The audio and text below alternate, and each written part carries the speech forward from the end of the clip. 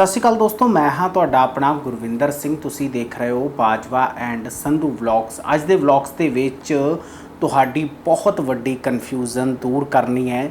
जिस भंबल भूसे विच तुहानू एजेंटा ने पाया होया है उस चों तुहानू बाहर कड्ढना है। बहुत वड्डी एक खबर चल रही है तो पिछले करीब एक वीक तो लगातार ये प्रचार हो रहा है कि कैनेडा बंद हो गया है। अज दे वीडियो दे विच तुहानू सच्चाई दसांगे कि कैनेडा बंद हो गया है। कुछ एजेंट लगातार कह रहे हैं कि कैनेडा बंद हो गया है, कैनेडा हुण वीज़े नहीं दे रहा। कुछ एजेंट इस चीज़ नू पॉजिटिव वे दे नाल लैके आए ने तो कह रहे हैं नहीं जी कैनेडा जिहड़ा वो चल रहा है, कैनेडा बंद नहीं होया ते ना कदे फ्यूचर विच कैनेडा बंद होवेगा। अज दे वीडियो दे विच सब कुछ क्लीयर करांगे। मेन 4 सवाल होणगे अज दे जिस दे उत्ते ये वीडियो होवेगा। जेकर ये तुहाडे नाल रिलेट करदे ने सवाल तां तुसीं इस वीडियो नू पूरी ज़रूर देखियो ताकि तुहानू ये वीडियो ते इस पूरी न्यूज़ बारे विस्तार नाल जानकारी मिल सके। जेकर तुहाडे काम दी नहीं ये वीडियो तां तुहानू इन्हां 4 सवालों तो ही पता लग जाएगा। पहला सवाल है कि कैनेडा बंद हो गया। उस तो बाद कि एजेंट दी इहदे विच 2 तरह की राय क्यों है। क्यों कुछ एजेंट कह रहे हैं कि बंद हो गया तो क्यों कुछ एजेंट कह रहे हैं नहीं हाले चल रहा है। उस तो बाद कि तुहाडे लई बेस्ट ऑप्शन की है कि जेकर कैनेडा बंद हो गया तो की करना चाहिए है तो जे कैनेडा चल रहा है तो फिर की करना चाहिए है। दोवां चों सही कौन है वो दसांगे। चौथा सवाल है कि जेकर कैनेडा चल रहा है तो फिर एजेंट इसनूं इस तरीके नाल प्रचार क्यों कर रहे हैं कि कैनेडा बंद हो गया या बंद होने की कगार ते है। हुण ये चारे ਜਿਹੜੇ सवाल ने उन्हां दी कन्फ्यूजन जिहड़ी है वो दूर करनी है तुहाडे नाल। दरअसल पहलां की हुंदा सी ते हुण की हो रहा है, दोवां दा कंपैरिजन भी करांगे। पहलां की हुंदा सीगा कि खूब पैसे एजेंटां ने कमाए। तुसीं कोई भी एजेंट बाइक ते आउंदा नहीं देखिया होना, कोई भी एजेंट जिहड़ा है वो नॉर्मल नहीं देखिया होना। एजेंटां दीयां वड्डियां वड्डियां कोठियां ते वड्डियां वड्डियां कारां हुंदियां ने। रीज़न की है मैं तुहानू दसदा। रीज़न ये है कि हुण कैनेडा ने इन्हां एजेंटां दे हत्थ खड़े करवा दिते ने। स्टूडेंट अवेयर हो रहे ने, खुद सोशल मीडिया दे राही जानकारी लैके ते सही एजेंट कोलों पहुँच रहे ने।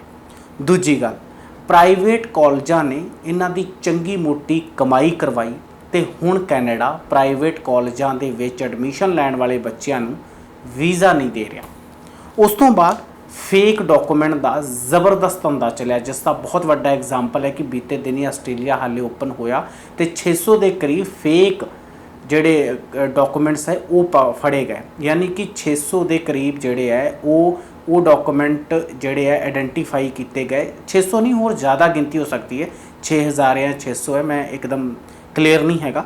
बट हाँ वड्डी गिनती दे विच पंजाब ते हरियाणा दे विचों फेक डॉकूमेंट जोड़े है वो फड़े गए। वो एक बहुत वड्डा कारण सीगा। आस्ट्रेलिया अवेयर होया है तो कैनेडा जोड़ा है वो स्ट्रिक्ट होया है। उस तो बाद फेक आयल्स दीयां डिग्रियां, आयल्स का जो टैरिफ है उसकी फेक कॉपी जी है वो तैयार कर ली जाती है जिसकी market they which value 5 lakh 10 lakh रुपए 7 लाख रुपए लगाई जाती है। तुसीं देखिया होना अज या कल दे विच एक न्यूज़ भी आई है, मैं उसका लिंक भी जरूर शेयर करूँगा, अपनी डिस्क्रिप्शन दे विच देख लियो कि एक गिरोह फड़िया गया जिहड़ा 5 लाख दे विच घर बैठे 7.5 बैंड दे रहा सी, 6.5 बैंड दे रहा सीगा। उस तो बाद की है कि कॉन्ट्रैक्ट मैरिज, रिश्तिਆਂ ਨੂੰ ਇਹਨਾਂ ਨੇ ਵੇਚ ਦਿੱਤਾ, रिश्तिਆਂ ਦੀ बोली लगा ਦਿੱਤੀ ਤੇ ਆਪਦੀਆਂ ਕੋਠੀਆਂ ਤਿਆਰ ਕਰ ਲਈਆਂ। ਹੁਣ ਜਿਹੜੇ ਵੀ ਇਸ ਦੇ ਸਹਾਰੇ ਕੈਨੇਡਾ ਜਾਂਦੇ ਸੀਗੇ ਉਹ ਨਹੀਂ ਜਾ ਸਕਦੇ। ਪਹਿਲਾਂ ਕੀ ਹੁੰਦਾ ਸੀ ਤੇ ਹੁਣ ਕੀ ਹੁੰਦਾ ਸੀ। ਪਹਿਲੇ ਪੁਆਇੰਟ ਤੇ ਆਉਂਦੇ ਆ। ਪਹਿਲਾਂ ਪ੍ਰਾਈਵੇਟ ਕਾਲਜ ਧੜਾ ਐਡਮਿਸ਼ਨ ਦਿੰਦੇ ਸੀ, क्यूबिक ਦੇ ਵਿੱਚ ਕਈ ਕਾਲਜ ਬੈਨ ਕਰ ਦਿੱਤੇ ਗਏ। मैं क्यूबिक के उत्ते वीडियो बनाया उसके दसिया कि वो लिस्ट किहड़ी है जिस दे विच कॉलेज बैन कर दिते गए। उन्होंने पोस्ट वर्क परमिट नहीं मिलेगा, जोड़े उत्थे स्टडी करनगे बर्बाद हो गए। जोड़े स्टूडेंट ने उत्थे एडमिशन लिया या लैना है उन्होंने फ्यूचर नहीं कुछ दिख रहा, उन्होंने बहुत वड्डी समस्या है। उस तो बाद हुण वो इन्हां दा धंधा नहीं चल रहा। प्राइवेट कॉलेजों के विच पैकेज करके मोटी कमाई करते सी, नहीं चल रही। ये एक बहुत वड्डा रीज़न है। उस तो बाद डिप्लोमा वालियां नूं हुण डिग्री दे विच एडमिशन लेना पै रहा है क्योंकि पहला की हुंदा सीगा कि जो एजेंट ने लिख दिता 100 ਫਾਈਲਾਂ ਲਗਾਈਆਂ, 2 4 10 ਫਾਈਲਾਂ ਦੇ ਰਿਜ਼ਲਟ ਤੇ ਆਉਂਦੇ ਹੀ ਆਉਂਦੇ ਸੀਗੇ ਤੇ ਇੰਨੇ ਦੀ ਕਮਾਈ ਪੂਰੀ ਹੋ ਰਹੀ ਸੀਗੀ। ਬਟ ਹੁਣ ਕਰੀਮ ਪ੍ਰੋਫਾਈਲ ਦੇ ਰਿਜ਼ਲਟ ਕੈਨੇਡਾ ਚੁੱਕ ਰਿਹਾ ਹੈ ਤੇ ਏਜੰਟ ਵੀ ਜੇਕਰ ਫਾਈਲ ਲਗਾ ਰਿਹਾ ਹੈ ਤੇ ਏਜੰਟ ਨੂੰ ਮਿਹਨਤ ਕਰਨੀ ਪੈ ਰਹੀ ਹੈ ਤਾਂ ਜਾ ਕੇ ਵੀਜ਼ਾ ਨਿਕਲ ਰਿਹਾ ਹੈ। ਜੇਕਰ ਏਜੰਟ ਕਾਪੀ ਪੇਸਟ ਕਰ ਰਿਹਾ ਤੇ ਵੀਜ਼ਾ ਨਹੀਂ ਆ ਰਿਹਾ। ਇਹ ਬਹੁਤ ਵੱਡੀ ਸਮੱਸਿਆ ਹੈ ਤੇ ਕੰਮ ਕਰਕੇ ਰਾਜ਼ੀ ਨਹੀਂ ਹੁੰਦਾ ਕੋਈ। ਉਸ ਤੋਂ ਬਾਅਦ ਜਿਹੜਾ ਹੁਣ ਕੈਨੇਡਾ ਵੀਜ਼ਾ ਦੇ ਰਿਹਾ, ਪਹਿਲਾਂ ਕੀ ਸੀ ਕਿ E6 ਬੈਂਡ ਲਿਆਓ ਤੇ ਕਿਊਬਿਕ ਵਗੈਰਾ ਦੇ ਵਿੱਚ ਮੌਂਟਰੀਅਲ ਦੇ ਵਿੱਚ ਤੁਹਾਡੇ ਜਿਹੜੇ ਉਹ 5.5 ਬੈਂਡ ਜੇ ਇੱਕ ਮੋਡਲਸ ਦੇ ਵਿੱਚ ਨਹੀਂ ਤਾਂ ਵੀ ਕੰਮ ਚੱਲ ਜਾਂਦਾ ਸੀਗਾ, ਪਰ ਅਜਿਹਾ ਹੁਣ ਨਹੀਂ ਹੋ ਰਿਹਾ। ਹੁਣ ਪ੍ਰੋਫਾਈਲ ਨੂੰ ਲੈ ਕੇ ਬਹੁਤ ਸਟ੍ਰਿਕਟ ਹੋ ਗਿਆ ਕੈਨੇਡਾ। ਤੁਹਾਡੀ ਕਰੀਮ ਪ੍ਰੋਫਾਈਲ ਹੋਣੀ ਚਾਹੀਦੀ ਹੈ, E6 ਬੈਂਡ ਹੋਣੇ ਚਾਹੀਦੀ ਹੈ, ਰਿਲੀਵੈਂਟ ਤੁਹਾਡਾ ਕੋਰਸ ਹੋਣਾ ਚਾਹੀਦਾ ਹੈ, ਸਟਰੋਂਗ ਤੁਹਾਡੀ SOP ਹੋਣੀ ਚਾਹੀਦੀ ਹੈ, ਜਿਹੜੀ ਸਟੇਟਮੈਂਟ ਆਫ ਪਰਪਸ ਹੈ ਸਟਰੋਂਗ ਹੋਣਾ ਚਾਹੀਦਾ ਹੈ।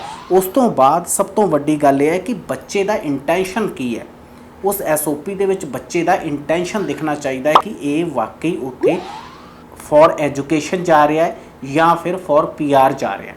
ये इंटेंशन भी क्लीयर करना बहुत ज़रूरी हो गया। हुण उस तो बाद गल की आती है कि रिश्तियां नूं लैके जिहड़े इन्हां ने रिश्तियां नूं ही छिक्के टंग दिता, भैन भरावां दा विआह कर दिता, कॉन्ट्रैक्ट मैरिजां दा दौर शुरू हो गया। उस दे विच भी हुण की हो रहा है कि जिहड़े स्पाउस वीज़ा लगा रहे हैं बहुत मुश्किल आ रही है उन्हां दे रिश्तियां दे प्रूफ पुछे जा रहे हैं। इत्थों तक कि ਉਹਨਾਂ ਦਾ ਹੁਣ ਰਿਸ਼ਤਾ ਕੀ ਚੱਲ ਰਿਹਾ ਹੈ, ਹੁਣ ਕੀ ਉਹ ਕਰੰਟਲੀ ਉਹਨਾਂ ਦਾ ਰਿਸ਼ਤਾ ਜਿਹੜਾ ਹੈ ਉਹ ਜੈਨੂਇਨ ਹੈ ਜਾਂ ਫਿਰ ਫੇਕ ਹੈ।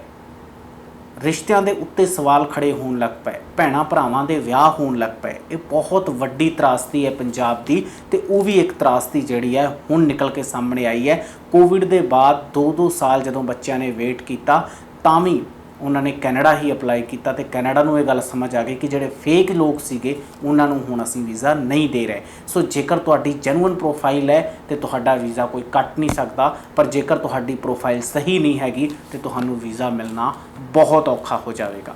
ਉਹ ਦੌਰ ਚਲੇ ਗਿਆ ਜਦੋਂ ਅਸੀਂ ਪ੍ਰਾਈਵੇਟ ਕਾਲਜਾਂ ਦੇ ਵਿੱਚ ਐਡਮਿਸ਼ਨ ਲੈ ਲੈਂਦੇ ਸੀਗੇ, ਏਜੰਟ ਤੁਹਾਨੂੰ ਭਰਮਾ ਕੇ 100 ਫਾਈਲਾਂ ਲਗਾਉਂਦੇ ਸੀ, 10 ਦੇ ਵੀ ਰਿਜ਼ਲਟ ਆ ਗਏ ਤਾਂ ਉਹਨਾਂ ਦੀ ਮੋਟੀ ਕਮਾਈ ਹੋ ਜਾਂਦੀ ਸੀ, ਲੱਖਾਂ ਦੇ ਵਿੱਚ ਉਹਨਾਂ ਨੂੰ ਇਨਕਮ ਹੁੰਦੀ ਹੈ। ਤੁਹਾਨੂੰ ਦੱਸਦੇ ਨੇ ਇੱਕ ਬੱਚੇ ਤੋਂ ਲੱਖਾਂ ਰੁਪਏ ਜਿਹੜੇ ਹੈ ਉਹ ਏਜੰਟ ਠੂਸਦੇ ਨੇ। ਫੀਸ ਦੇ ਵਿੱਚ ਜੈਕ ਲੱਗਦਾ ਹੈ। ਤੁਹਾਨੂੰ ਦੱਸ ਦਿੰਦੇ ਹਾਂ ਕਿ ਹੋਰ ਕਈ ਰਾਸਤੇ ਹੁੰਦੇ ਨੇ, ਡਾਕੂਮੈਂਟਸ ਤਿਆਰ ਕਰਨ ਦੇ ਨਾਮ ਤੇ ਪਤਾ ਨਹੀਂ ਕਿੰਨੇ ਪੈਸੇ ਜਿਹੜੇ ਆ ਉਹ ਏਜੰਟ ਲੈ ਲੈਂਦੇ ਨੇ। ਸੋ ਹੁਣ ਉਹਨਾਂ ਦੇ ਉਹ ਕਾਰੋਬਾਰ ਬੰਦ ਹੋ ਰਹੇ ਨੇ ਤਾਂ ਉਹਨਾਂ ਲਈ ਕੈਨੇਡਾ ਬੰਦ ਹੋ ਰਿਹਾ ਹੈ।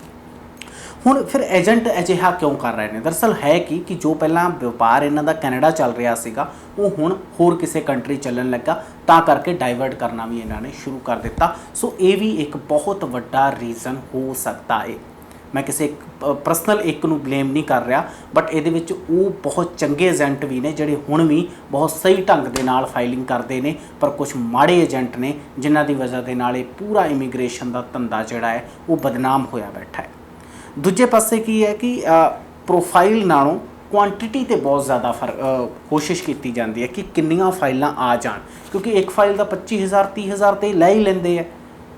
ਤੇ ਫਿਰ ਇਹਨਾਂ ਨੂੰ ਕੀ ਪ੍ਰੋਬਲਮ ਹੈ? ਜੇਕਰ ਪ੍ਰੋਫਾਈਲ ਰਿਜੈਕਟ ਵੀ ਹੋ ਗਈ ਇਹਨਾਂ ਦੀ ਫੀਸ ਤੇ ਆ ਗਈ। ਬਰਬਾਦੀ ਕਿਸ ਦੀ ਹੋ ਰਹੀ ਹੈ? ਬੱਚੇ ਦੀ ਹੋ ਰਹੀ ਹੈ, ਉਹਨਾਂ ਦੀ ਹੋ ਰਹੀ ਹੈ ਜੋ ਐਪਲੀਕੈਂਟ ਨੇ, ਇਹਨਾਂ ਦਾ ਕੁਝ ਨਹੀਂ ਜਾ ਰਿਹਾ। ਫਿਰ ਹੁਣ ਸਮਝ ਆ ਗਈ ਹੋਏਗੀ ਕਿ ਕੈਨੇਡਾ ਕੀ ਐਕਚੁਅਲ ਵਿੱਚ ਬੰਦ ਹੋ ਗਿਆ ਜਾਂ ਫਿਰ ਕੈਨੇਡਾ ਜੈਨੂਇਨ ਸਟੂਡੈਂਟ ਨੂੰ ਵੀਜ਼ਾ ਦੇਣ ਲੱਗ ਪਿਆ। ਅਸਲ ਵਿੱਚ ਗੱਲ ਇਹ ਹੈ ਕਿ ਕੈਨੇਡਾ ਹੁਣ ਜੈਨੂਇਨ ਸਟੂਡੈਂਟ ਲੱਭ ਰਿਹਾ ਹੈ, ਉਹ ਸਟੂਡੈਂਟ ਲੱਭ ਰਿਹਾ ਹੈ ਜੋ ਵਾਕਈ ਉੱਥੇ ਸਟੱਡੀ ਕਰਨ ਵਾਸਤੇ ਜਾ ਰਹੇ ਨੇ।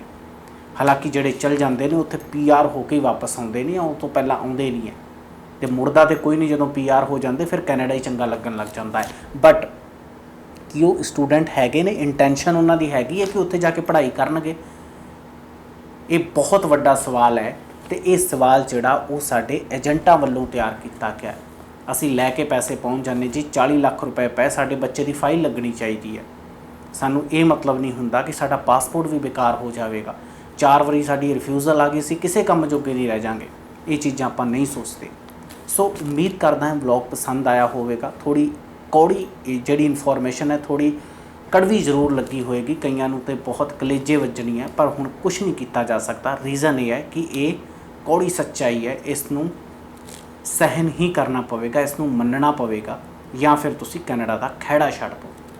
ਤੇ ਕੈਨੇਡਾ ਨੂੰ ਲੈ ਕੇ ਜਿਹੜੇ ਭੰਬਲ ਭੂਸੇ ਜਿਹੜੇ ਤੁਹਾਡੇ ਦਿਮਾਗ ਦੇ ਵਿੱਚ ਜ਼ਬਰਦਸਤੀ ਚੀਜ਼ਾਂ ਬਿਠਾਈਆਂ ਜਾ ਰਹੀਆਂ ਸੀ, ਕੋਸ਼ਿਸ਼ ਕਰ ਰਿਹਾ ਮੈਂ ਕਿ ਉਹਨਾਂ ਚੀਜ਼ਾਂ ਨੂੰ ਦੂਰ ਕੀਤਾ ਜਾਵੇ। ਏਜੰਟਾਂ ਤੋਂ ਬਚੋ, ਕੋਸ਼ਿਸ਼ ਕਰਿਆ ਕਰੋ ਕਿ ਖੁਦ ਫਾਈਲ ਲਗਾਓ, ਜੇਕਰ ਖੁਦ ਨਹੀਂ ਲਗਾ ਸਕਦੇ ਤਾਂ ਕੋਈ ਚੰਗਾ ਏਜੰਟ ਹਾਇਰ ਕਰੋ।